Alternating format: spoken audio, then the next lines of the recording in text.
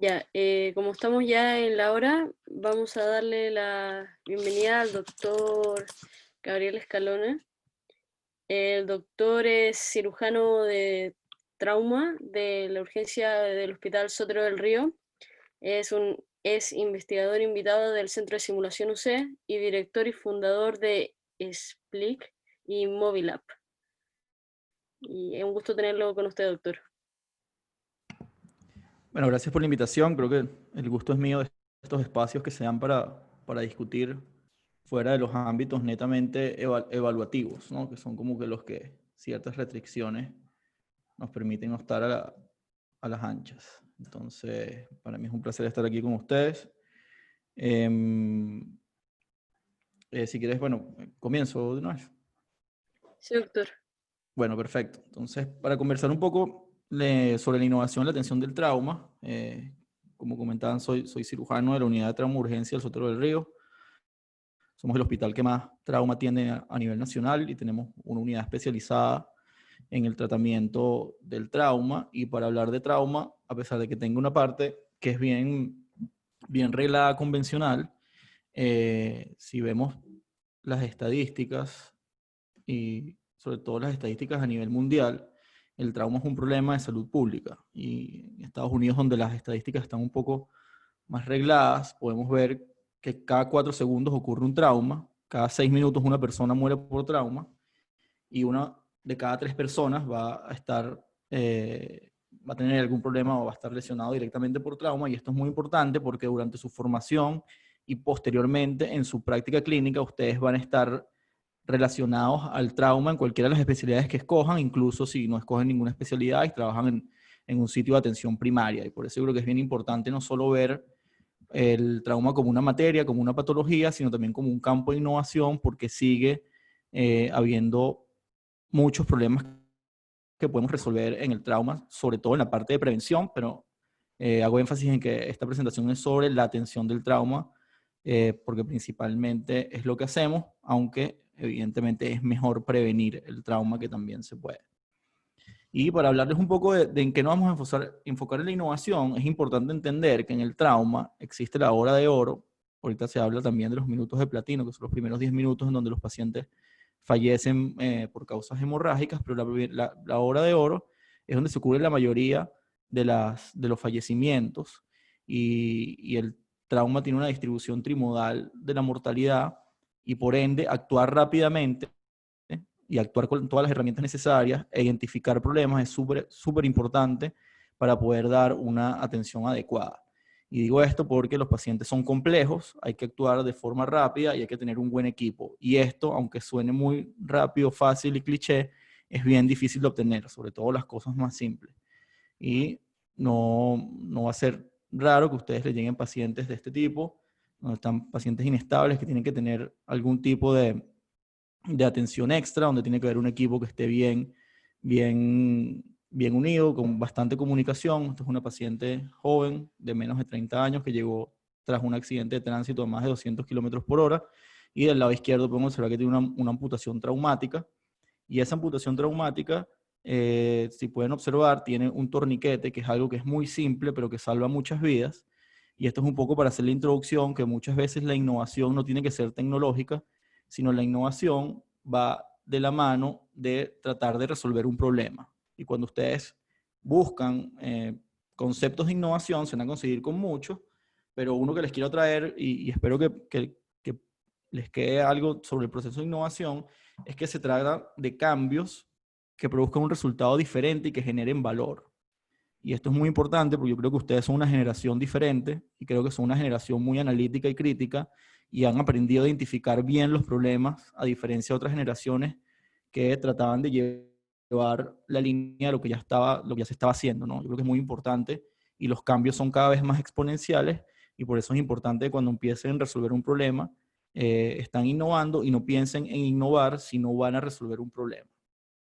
Y dentro de acá vamos a hablar de la innovación, como les dije, en la parte tecnológica, que es como la más divertida y la que más llama la atención, pero la más importante para mí, y a pesar que la mayoría de los proyectos en los que estoy son de innovación tecnológica, es la innovación no tecnológica, porque con soluciones muy simples se tiene un gran impacto. Y lo más difícil es eso, solucionar un gran problema con una solución simple, porque generalmente son los que tienen mayor impacto.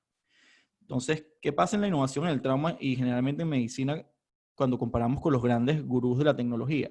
Es que tenemos una responsabilidad mucho mayor y que los cambios se ven mucho más rápido. Por eso a veces estamos un poco por detrás de estos grandes actores y la idea es tratar de tomar las lecciones aprendidas de todos ellos, ¿no? Y sobre todo enfocarnos nuevamente a poder resolver un problema. Por ejemplo, Google, a pesar de que su modelo de negocio sea la publicidad, entre muchos, el problema que ellos resolvían era la de búsqueda de información. Facebook resolvió un problema de distancia y de unir a la gente, y a pesar de todos los problemas que tengan ahorita de data.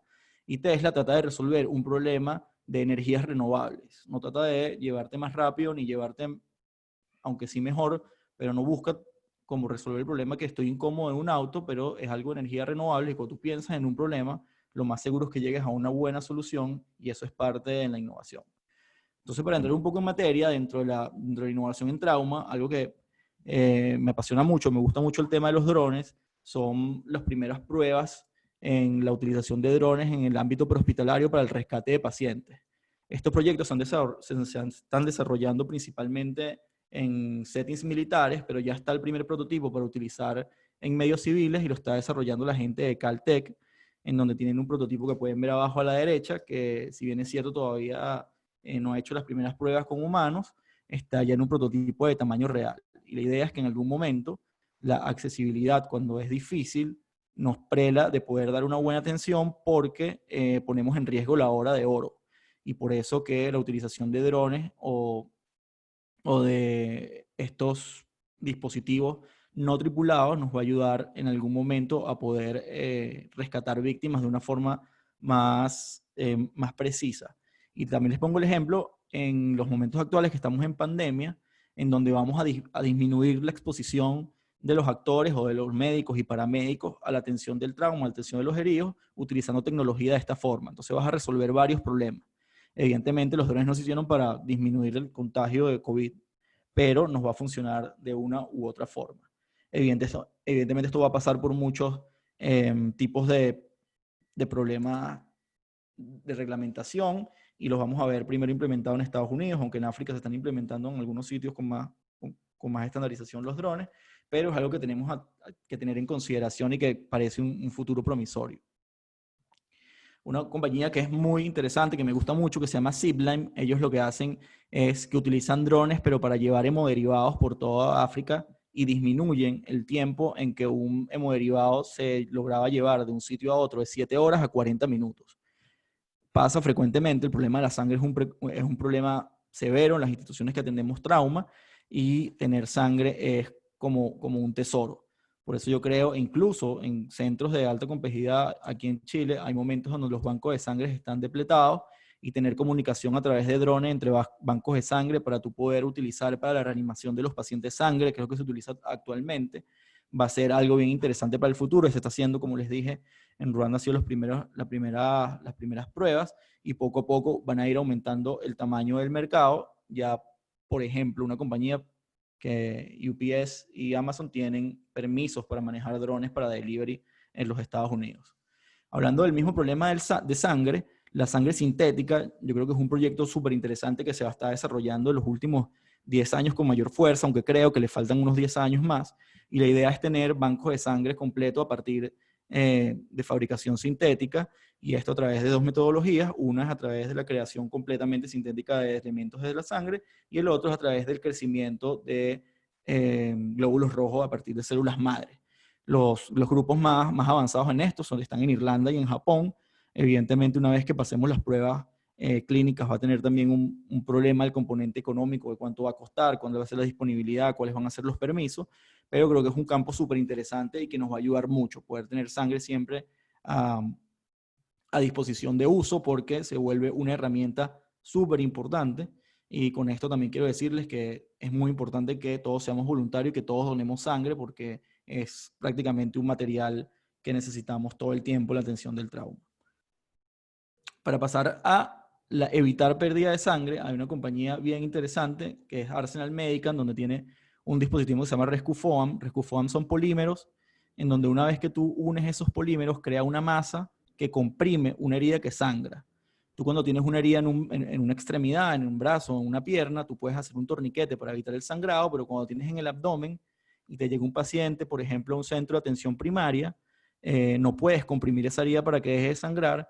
Quizás en poco tiempo podamos ver, después del trial que están haciendo un estudio multicéntrico en Pittsburgh, o lo iban a comenzar antes de la pandemia, en donde vamos a ver los resultados, porque una vez que este polímero llega a pabellón, lo puedes limpiar con suero, de manera que puedes ver el sitio que está sangrando. Y esto nos va a permitir ganar tiempo dentro de esa hora de oro, y sobre todo la atención en centros no especializados.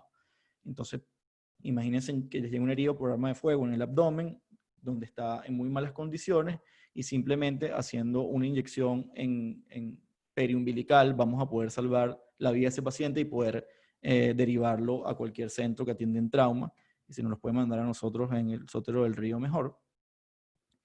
Otra parte interesante es la parte de imagenología. Y la imagenología es bien interesante porque además es muy llamativa.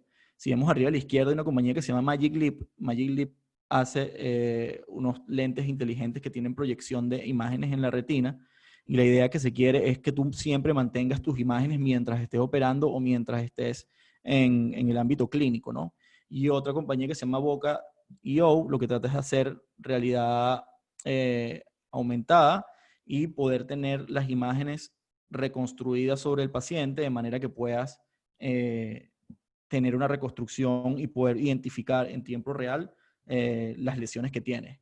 Es muy frecuente que uno esté operando y trate de abrir las imágenes dentro del pabellón, lo que está haciendo, le pides a otra persona que te diga qué imágenes tiene, pero tener esas herramientas creo que va a ser bien interesante. Estos estudios todavía están en fase preclínica y los vamos a ver poco a poco. Otra cosa interesante es los Smart Glass, o los lentes inteligentes, donde en un principio el Google Glass salió, y este Google Glass tuvo un problema en que fue lanzado para el mercado sin saber para qué iba a funcionar. Y la parte médica vio la idea del Google Glass y empezó a implementarlo en hacer mentorías para médicos, y sobre todo para médicos con menos experiencia en situaciones o en hospitales de gran complejidad. Entonces, un amigo mío llamado Rafael Grossman hizo la primera cirugía utilizando un Google Glass, y otra persona a kilómetros de distancia interactuando con esa persona con un Google Glass. Y ahora que entra el Apple Glass, creo que va a haber una competencia muy buena entre tener telementorías en tiempo real. Entonces, imagínense ustedes estar en su turno y que puedan tener la capacidad de una opinión de otro médico, ¿sí? Entra el pensamiento que es un poco arcaico de decir que hay que saberlo todo para poder estar en medicina. Eso probablemente se van a dar cuenta poco a poco, que no siempre se sabe todo. Es imposible saberlo todo, pero tener las herramientas para tener la información a la mano es una de las cosas más importantes, y sobre todo las cosas más importantes que tenemos que tener en innovación. Y luego con los Smart Glass vamos a tener bastante de eso, vamos a poder estar todos conectados, y mientras más personas estemos conectados, el conocimiento se hace mayor. Un poco cuando hablamos de aplicaciones, que es como que el tema que todo el mundo quiere resolver todo con una aplicación, es importante nuevamente que nos centremos en los problemas que se pueden resolver realmente. La aplicación no lo resuelve todo, aunque generalmente hay una aplicación para todo. Y aquí les voy a traer dos ejemplos sobre aplicaciones que son muy simples, pero que resuelven unos problemas que son o que eran bien severos. La de la izquierda es una aplicación que se hizo para un modelo predictivo para hacer triaje de los pacientes en el área prehospitalaria. Y esto parte de un problema en que en Holanda se estaban llevando pacientes de baja complejidad a centros de alta complejidad, y pacientes de alta complejidad a centros de atención primaria. Entonces, con un procesamiento de datos y un modelo predictivo, las personas que están en el prehospitalario saben específicamente y se comunican al centro donde va a llegar el paciente, y esto ha disminuido el costo y la mortalidad en casi un 12%. Entonces, la aplicación no es la solución es el triaje a través de un modelo predictivo, y la aplicación es simplemente un instrumento o un puente para hacer esto real o efectivo. Y nosotros en el Hospital Sotero del Río lo que hicimos era, lo que hicimos fue implementar una aplicación, pero para activar el equipo de trauma, de manera que si tú estabas en un sitio que no fue la reanimación, solamente con pulsar un botón puedes activar al banco de sangre, al equipo de radiología, incluso a los anestesiólogos y a todos los cirujanos de trauma, y la idea es dirigirse todos a la reanimación porque está llegando un paciente que está severamente herido. podríamos pensar que esto está todo resuelto, pero cuando empiecen a hacer su práctica clínica, se van a dar cuenta que el problema de comunicación es un problema frecuente y que la mayoría de las veces es solventado, aunque esto quede out of the record, por WhatsApp. ¿Ok? Entonces, una forma de salir del WhatsApp es poder hacer nuestras líneas de comunicación que sean efectivas y que además se separen de la parte personal. Por otro lado, el entrenamiento en trauma creo que es una parte muy importante. Anteriormente, bueno, ahorita muchas personas o muchos médicos se entrenan con el paciente. Nosotros somos particularmente defensores del entrenamiento en modelos simulados porque estar sobreentrenado te va a permitir actuar bien. Y esto ha cambiado con el pasar de los años. Nosotros tenemos entrenamientos validados y certificados de atención en trauma con modelos simulados, como pueden ver el de la derecha, que simula una lesión de pulmón.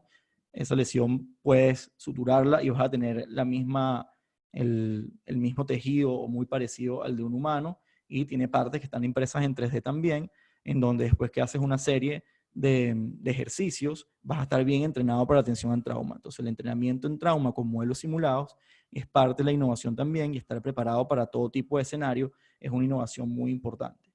Si en algún momento les pasa, en alguna oportunidad ven algo que no puedan resolver, siempre es importante preguntar cómo me pude haber entrenado para esto. Y esto creo que era un miedo latente cuando yo era estudiante, de poder enfrentar todas las cosas que me llegaran, y la simulación es una de estas herramientas que tenemos.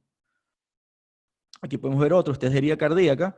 Fíjense cómo este modelo simulado tiene la particularidad de que late un poco el corazón y además sangra igual a que puede sangrar un corazón. Y es muy, muy, muy elocuente pensar que todos los cirujanos van a tener por primera vez una herida cardíaca en algún momento en el contexto de trauma. Pero un cirujano que tiene una herida cardíaca se va a comportar distinto cuando tiene 20 veces el procedimiento hecho en un ambiente simulado a cuando lo ve por primera vez y nada más lo ha visto en video o en un webinar como este. Entonces, por eso la simulación es súper importante para poder entrenar y estandarizar todo tipo de atenciones en el trauma.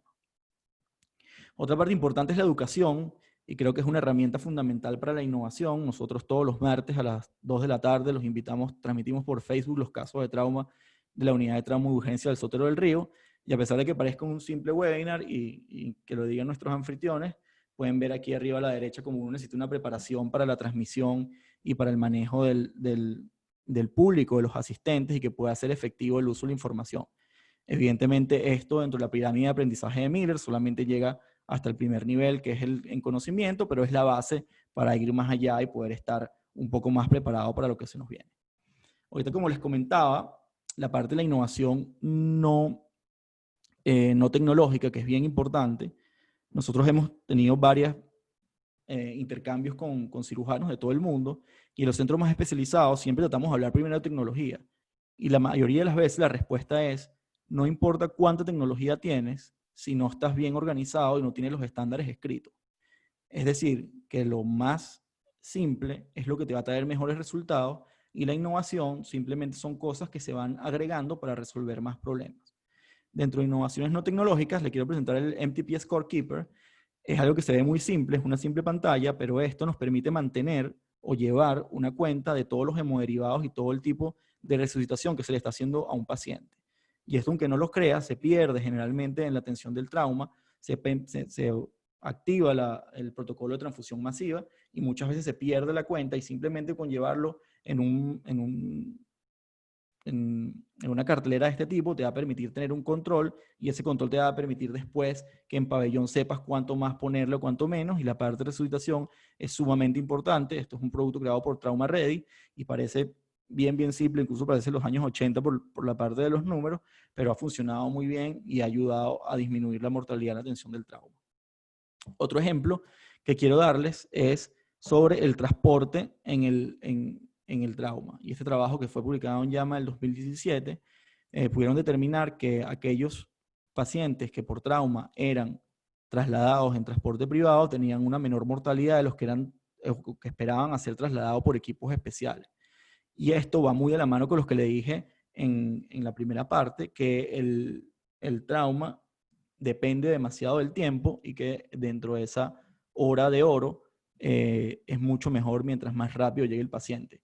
Y aunque nos puede dar un poco de risa, la imagen de la derecha es una solución simple, es una solución que no es tecnológica, pero es una innovación en donde si tienes una red que se puede activar cuando hay un trauma cercano con un vehículo de ese tipo para traslado, vas a poder salvar muchas vidas.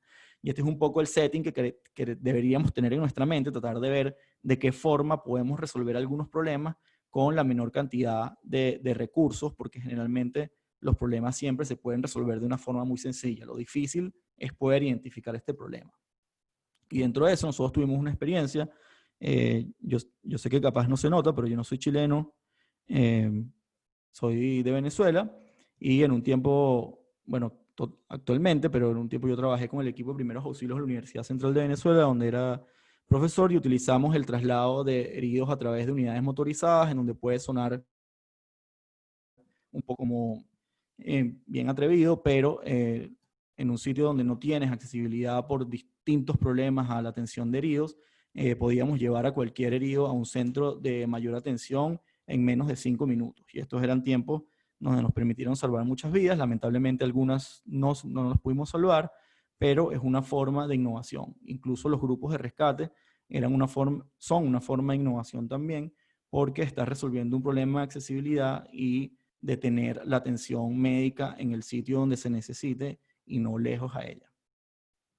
Por otro lado, la, la innovación desde el punto de tipo de diseño es bien importante, y a veces yo creo que tenemos que cambiar un poco este ambiente que tenemos en los hospitales, que es como todo azul, verde y blanco, y tratar de darle un poco de color y de sentido de diseño a lo que estamos haciendo. Hay una anécdota que cuando Steve Jobs estaba hospitalizado, y le preguntaban, en algún momento está de mal humor, y él dijo, estoy de mal humor porque todas estas cosas médicas son espantosas y no tienen ni idea de diseño quienes hacen estas cosas. Y entonces, esto es un centro de trauma en Canadá, donde pueden ver que a través de la utilización de colores, tienen atenciones que son más efectivas en cuanto a la utilización de materiales, y esto se hizo a través de un análisis de datos de qué era lo que más se utilizaba en la atención del trauma, cómo se movilizaban los que estaban dentro de la atención del trauma, y pudieron determinar zonas que están diagramadas en colores y sitios donde los materiales están en colores para poder identificar rápidamente el material que vas a necesitar. Nosotros tenemos una propuesta donde estamos concursando para un juego en donde vamos a través de diseño, entrenar de alguna forma y de ambientes inmersivos a estudiantes para que estén familiarizados con la atención de trauma y sobre todo este setting. Creo que me pasó a mí, no sé si les ha pasado a ustedes, pero el primer día que uno llega a un sitio de trauma uno se siente como perdido, ves a todo el mundo corriendo a tu alrededor y uno se siente muchas veces un estorbo, ¿no? Aunque no lo sean, pero es importante siempre llegar un poco ya enchufado con el equipo, y yo creo que la tecnología y la parte de innovación en educación nos va a ayudar a eso. Incluso esta pandemia nos va a ayudar a ahondar un poco más en la simulación, los ambientes simulados, el teleentrenamiento y la investigación para ir más adelante. Y para dejarles como mensaje, yo creo que es importante siempre si quieren innovar o si quieren cambiar las cosas o identifican un problema, traten de ser empáticos, que es una palabra que está muy de moda, pero más que decirla, hay que aplicarla. Traten de ser empáticos con el problema que quieren resolver, traten de ser pacientes o relaciónense con los pacientes desde el punto de vista de su dolor y no de su patología. Traten de hacer equipos multidisciplinarios donde puedan entender. Yo no les recomiendo que estén siempre con estudiantes de medicina ni con médicos, porque primero es demasiado aburrido y segundo te va a cerrar la mente a poder resolver muchas cosas, y te va a cerrar poder resolver problemas cuando la persona no esté enferma, porque es muy importante la opinión y la visión de las personas que no están enfermas y que no son médicos para la resolución de problemas. Hay ahorita una comunidad de innovación en salud muy importante en Chile, en el cual hace falta que se sumen muchos médicos, y una vez que tengan esa empatía y esa visión, van a poder definir mucho mejor los problemas, y para definir los problemas, y posterior a definir los problemas, poder idear una solución. Y los que le pido es que cuando ideen una solución, traten de probarla lo antes posible. Y esto bajo estándares de responsabilidad y de los comités de bioética, y traten también de poderse, de estar asesorados por alguien. El Centro de Simulación de la Pontificia Universidad Católica tiene siempre sus puertas abiertas a través de todas nuestras redes a cualquier tipo de problema que se quiera solucionar, a cualquier proyecto que tengan para innovación, para desarrollo y el trabajo multidisciplinario. Tenemos muchos proyectos, así que traten de dar sus ideas, traten de hablar de las ideas. Hay que salir de ese antiguo pensamiento y que no vayas a decir nada porque te van a robar la idea. Yo creo que eso es bien egoísta en un mundo que está completamente conectado, y lo más importante es idear una solución, prototiparla rápidamente y una vez que se pruebe, no tener miedo al fracaso. Si pruebas algo que no funciona, eso no importa. Eso es importante, que no funcione en ese momento porque es el momento de equivocarse. Y tienes la capacidad de probar y después iterar y volver al ciclo. Un ciclo que se llama el ciclo de Lean, y ese ciclo es súper importante para probar nuevas ideas. Si ustedes están ahorita, ya que ustedes están ahorita en una etapa de formación, yo les recomiendo que hagan equipos multidisciplinarios para resolver problemas que hayan tenido y ver qué problemas pueden resolver, porque creo que la universidad te da todo ese espacio para poder hacer cosas muy buenas que posteriormente después se van a arrepentir por no haberlas hecho. Y dentro de eso, nuevamente, repito que estamos abiertos a que puedan dar sus ideas o incluso identificar un problema e ir a equipos multidisciplinarios para poder hacer cosas divertidas y que sean válidas también. Y quería hablarle aquí un poco que es importante cuando van a hacer un proyecto de innovación que traten de publicar sus resultados y que lo hagan de una forma ordenada. 50% de las compañías o de los unicornios que están en eHealth no tienen validación en estudios científicos, y cuando consigan una innovación o les den alguna innovación, traten de ver cuáles son las publicaciones que han tenido, porque eso es súper importante. Esta innovación la desarrollamos nosotros en el 2015. Esto es, desarrollamos un adaptador de un dispositivo en el cual hacemos cirugía laparoscópica con un smartphone. Lo que hicimos fue, utilizamos un prototipado 3D. Ese prototipado 3D lo que hace es adaptar una óptica laparoscópica a un teléfono, a un iPhone, y ese iPhone a través de un Apple TV lo proyectamos en cualquier pantalla, y esto en vista de que muchos equipos de laparoscopia, además de ser caros, son difíciles de mantener o también costosos de mantener y se habían dañado. Y como todos tenemos teléfonos y cada vez los teléfonos están aumentando la tecnología dentro de su arsenal, nos dimos cuenta que las especificaciones del equipo de laparoscopia eran prácticamente iguales a la del teléfono, y pudimos hacer una serie de aproximadamente unas 30 cirugías utilizando un teléfono, en este caso un iPhone, también utilizamos con un Android. Y esto es lo que les digo, de tratar de poder innovar, tratando de resolver problemas, que es una de las cosas más importantes. Con esto, bueno, quiero terminar agradeciéndoles la oportunidad de estar aquí con ustedes hoy y de seguir abriendo espacio de discusión. También tenemos un podcast donde hablamos bastante de innovación, donde pueden participar con nosotros y pueden escucharlo. Hagan ustedes podcast también, hablen entre ustedes, busquen los problemas, busquen las ideas, porque en un mundo conectado creo que no hay excusa para no resolver los problemas que quedan por resolver. Y nuevamente, gracias por estar aquí y espero que tengan algunas preguntas para conversar. Hola, doctor. Primero que todo, quería darle las gracias por su presentación. Fue muy motivadora para nosotros que vamos a ser las próximas generaciones de médicos. Y antes de comenzar con las preguntas que seleccionamos que nos mandaron por interno, me gustaría decirle a los asistentes de que se inscriban en el form, ya que aproximadamente faltan como 15 personas y es necesario que ustedes se inscriban para poder tenerlo en el registro y luego hacer el certificado correspondiente.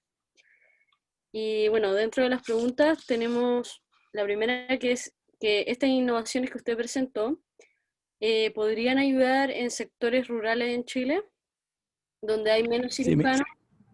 Sí, claro, esa pregunta. Ay, perdón. No, dile, perdón. Donde hay menos cirujanos y no se sabe si hay alguna, y no sé si usted conoce si hay alguna de estas que usted mencionó que se está aplicando actualmente en Chile. Sí, mira, es súper importante. Hay varios países en Latinoamérica donde hacen pasantías rurales obligatorias, y eso es un momento de mucha soledad y que uno trata de tener estas herramientas. Una de las principales herramientas que en las áreas rurales es la telemedicina, evidentemente, y dentro de eso se intentó hacer un proyecto que se publicó y uno de los participantes es el jefe de Science Computer de la Católica, en donde se estaba utilizando el Google Glass en la parte prehospitalaria para poder estar en comunicación con el cirujano antes que el herido llegara, de manera de tener ya como que un estándar de realización. Esto tuvo fallas, pero fue por la calidad del Internet. Yo creo que con el advenimiento del 5G, las áreas rurales son las primeras que deberían tener 5G para estar más comunicadas. Y actualmente en áreas muy, muy rurales, nosotros hemos implementado la telesimulación. Tenemos centros en donde están entrenando para COVID y para hacer posición prone o colocación de EPP. Están grabándose en video haciendo momentos simulados y especialistas de acá de los centros los están corrigiendo a través de una plataforma multimedia con herramientas estilo dibujos de Snapchat eh, con texto para poder mejorar propiamente en sus técnicas. Entonces eso por ahora es lo que estamos implementando. Evidentemente hay muchos programas de telemedicina. Hay telemedicina para segundas opiniones si tienes un caso muy difícil, pero para trauma es difícil en sitios rurales tener algo en tiempo real. Lo que sí tuvimos el año pasado, este año o el año pasado, no me acuerdo ya, la pérdida temporal es algo grave en pandemia. Nosotros hicimos un taller de atención al trauma grave y tuvimos muchos cirujanos, creo que tuvimos 40 cirujanos de regiones, donde entrenaron en modelos simulados y dimos todo esto como parte del desarrollo. Y lo que hacemos ahorita es la discusión de casos y sobre todo la discusión de casos a través de Facebook, en donde mandan sus casos de sitios rurales y los discutimos como para estar en comunicación. Eso es lo que tenemos por ahora.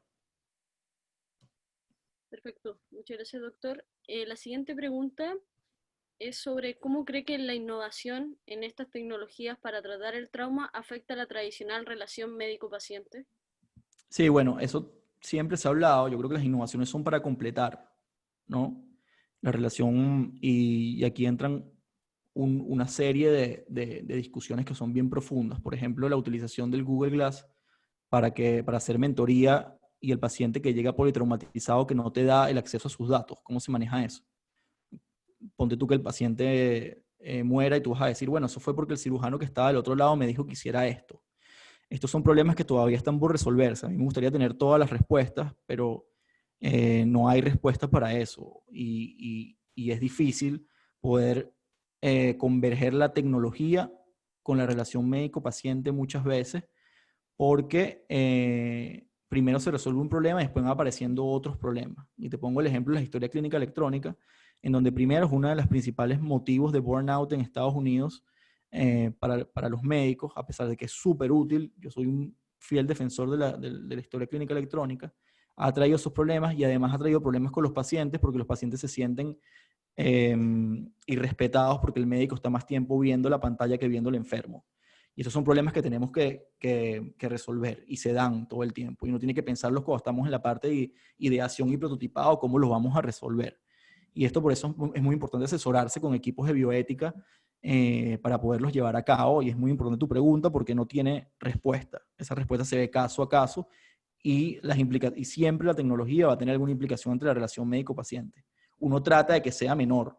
Hay un programa que se desarrolló también para los Google Glass que es para tú poder dictar la historia médica y mantenerte viendo al paciente todo el tiempo. Entonces ahí hablas de la humanización de la tecnología. Está haciendo al revés. Tienes una historia clínica electrónica, pero utilizando tecnología o una tecnología mejor, vas a mejorar la relación médico-paciente, pero es muy interesante eso. Doctor, la siguiente pregunta es más específica con respecto a los Google Glass y Apple Glass. Ajá. ¿Usted cree que serían costo eficiente y realistas tenerla en un hospital en Chile? Sí, mira, aquí esto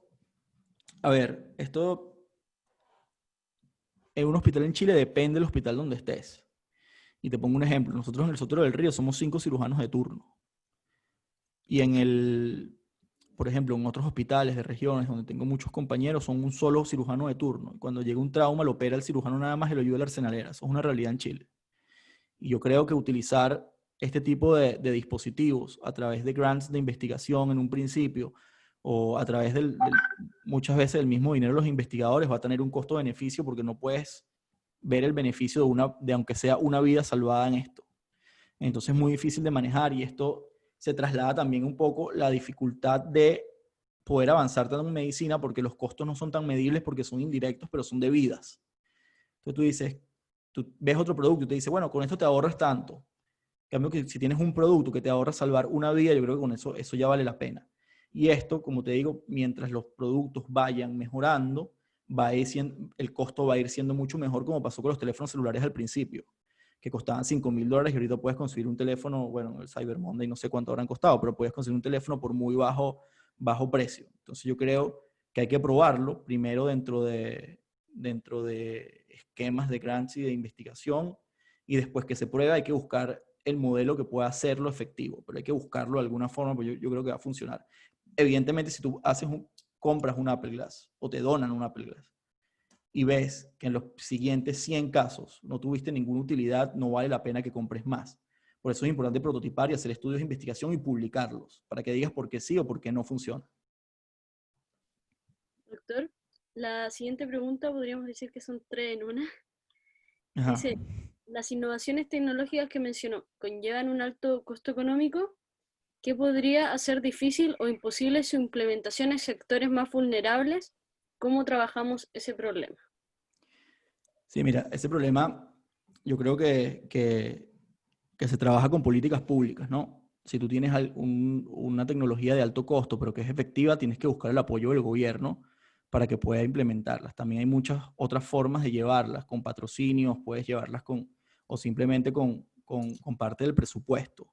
Yo creo que esa forma hay que buscarla, y te lo digo porque nosotros tuvimos mucho tiempo en situaciones que eran muy precarias en hospitales donde anteriormente vivía, y nosotros buscábamos la forma de que se pagara por algún otro lado, y siempre hay que buscar cómo pagarlas. Y eso es parte de la innovación. Los modelos de cómo ser autosustentables, la innovación, es parte de la innovación también. Porque una parte el perfeccionalismo paralítico que puede pasar muchas veces, es decir, eso es muy caro, ¿para qué lo vamos a utilizar? Eso es muy caro, esta persona no lo va a poder comprar, pero puede pasar lo contrario. Vamos a empezar a utilizarlo, y cuando veamos que es útil, vamos a implementarlo, y de ahí empiezan a aparecer muchos modelos que son importantes de implementar. Y yo creo que cuando hay sistemas de salud pública en países que no son de tan bajos ingresos, se pueden buscar estas formas. Y creo que Chile es un país que puede buscar esta forma. Perfecto, doctor. Le voy a leer la última pregunta que recopilamos. Y es más sobre el centro de simulación UC que usted mencionó. Ujú. Por lo visto ha sido bastante futurista con la aplicación de C1Do1, que ha sido muy útil para los cirujanos. Pero ¿cómo cree que esta aplicación podría ayudar a los alumnos de medicina a entrenarse? Sí, bueno, la aplicación ahorita, nosotros en un principio, como somos especialistas en cirugía laparoscópica, lo que hicimos fue hacer una prueba de concepto con cirugía laparoscópica. Luego nos dimos cuenta que podíamos implementarla en otras áreas, y durante la pandemia la implementamos en intubación orotraqueal, la implementamos en posiciones promo, en EPP, e incluso hay un curso de suturas en donde probablemente, creo que lo van a comenzar a hacer todos por C1 Dugan en el próximo inicio de actividades. Y C1 Dugan lo que hace es una herramienta, pero está basada en una metodología. Y esta herramienta no sirve de nada si no tienes una metodología. Entonces, prácticamente, la innovación es hacerlo accesible. Y la innovación va a ser en que, en vez de ir a hacer tu práctica de sutura en el centro de simulación, y van a estar 50 alumnos, todos en una sala donde sabemos que no tienes la misma atención que un profesor, vas a poder buscar tu pad de sutura, te lo vas a llevar a la casa, vas a entrenar cuantas veces sea necesario, y vas a llegar a tu curva de aprendizaje para poder hacer una sutura y poder ir al paciente con muchas más habilidades. Esto es lo que estamos implementando, y estamos creando otros cursos como el de punción lumbar, toracocentesis y paracentesis. Evidentemente no te vas a llevar un modelo de paracentesis para la casa, pero sí vas a poder reservar una hora que hicimos una prueba. No sé si algunos de los que estuvieron en la prueba están aquí presentes, donde hubo muchas fallas y aciertos, pero así es la innovación, y logramos que esos resultados están publicados, y 2 intentos en un simulador de paracentesis a través de C1 Dugan son más efectivos que hacer los talleres presenciales. Entonces creo que hacia allá vamos, todavía hay muchas cosas por resolver, pero creo que la telesimulación y el aprendizaje al propio tiempo nos va a resolver muchas cosas con lo que hemos hecho en el centro de simulación. Muchas gracias, doctor, por haber participado en este ciclo de charla y por haber sido el primer doctor en presentarse. Le agradecemos mucho desde la Academia Científica de Estudiantes de Medicina, de la Academia de Cirugía, perdón. Y bueno, eso. Y recordarle a los asistentes que aún no se han inscrito en el Google Form, hacerlo, por favor. Muchas Bueno, gracias. muchas gracias a ustedes. Recuerden que estamos abiertos en todos nuestros canales a seguir trabajando colaborativamente, incluso en la unidad de trauma urgencia también en el Sotero del Río siempre estamos abiertos a cosas nuevas, y lo importante, que es una frase muy cliché, es enamorarse del problema y no de la solución. Así que buenas noches y gracias. Muchas gracias a usted, doctor.